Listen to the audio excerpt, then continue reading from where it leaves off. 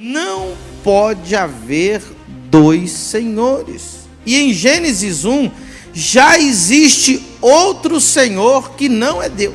Gênesis 2, verso 4. Estas são as origens dos céus e da terra, quando foram criados, no dia em que o Senhor Deus fez a terra e os céus. Toda planta do campo que ainda não estava na terra, e toda a erva do campo que ainda não brotava, porque ainda o Senhor Deus, diga de novo, Senhor Deus, não tinha feito chover sobre a terra, e não havia homem para lavrar a terra. Em Gênesis 1, nenhuma vez aparece a palavra Senhor Deus, só aparece a palavra Deus. Todos os versículos somente diz Deus.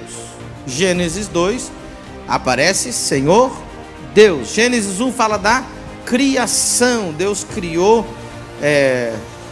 a terra, Deus criou os animais, Deus criou a vegetação.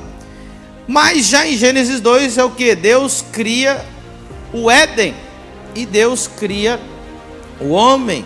Deus forma o homem. Ele cria no Gênesis 1, mas ele forma o homem do pó da terra no capítulo 2, como diz o versículo 7. Olha só, Gênesis 2, 7. E formou o Senhor Deus o homem do pó da terra, e soprou em suas narinas o fôlego da vida, e o homem foi feito alma vivente. Então aqui você vê a palavra Senhor Deus de novo. Formou o Senhor Deus o homem, nesse caso aqui somente Adão, né? O corpo que ele criou ali do pó da terra. Deus não é, olha só, não pode aparecer como o Senhor de Gênesis 1. Por que que Deus não aparece como o Senhor em Gênesis 1? Por que que ele só aparece como Deus? Porque não pode haver dois senhores. E em Gênesis 1 já existe outro Senhor que não é Deus. Meu Deus! Como, pastor, ousem dizer que Deus não é o Senhor da criação? É só ler o Gênesis 1 que você vai entender. Então diga comigo, Deus é Deus da criação, mas não é Senhor da criação. Ai, pastor, doeu meu coração, pai. Mas é simples de entender. Gênesis 1, 26 vai dizer quem que é o Senhor da criação. Vamos ler lá, Gênesis 1, 26, para você acalmar o teu coração, não falar que a gente é herege. 1, 2, 3 e disse Deus: façamos o homem à nossa imagem, conforme a nossa semelhança, e domine. Está aí, diga comigo, domine. Essa palavra domine e senhor, ou senhorear, ou governar é a mesma palavra. Ou seja, aqui no versículo 26, Deus fala sobre quem deve ser o Senhor da criação. E nesse caso, não é Deus. Deus deixou essa função para o homem.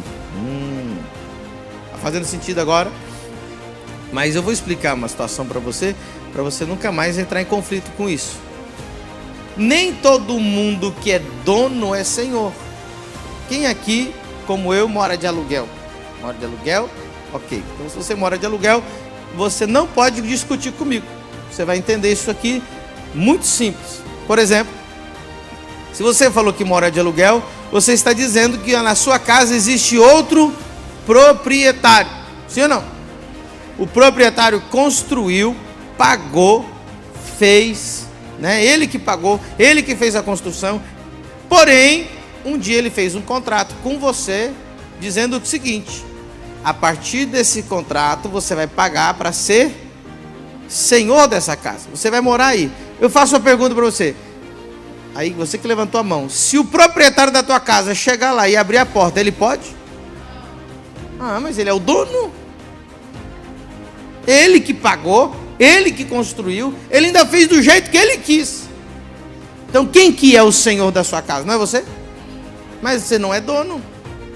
Deus fez a mesma coisa. Deus é dono da terra, ele criou a terra, mas ele pegou a chave e falou assim: homem, governe.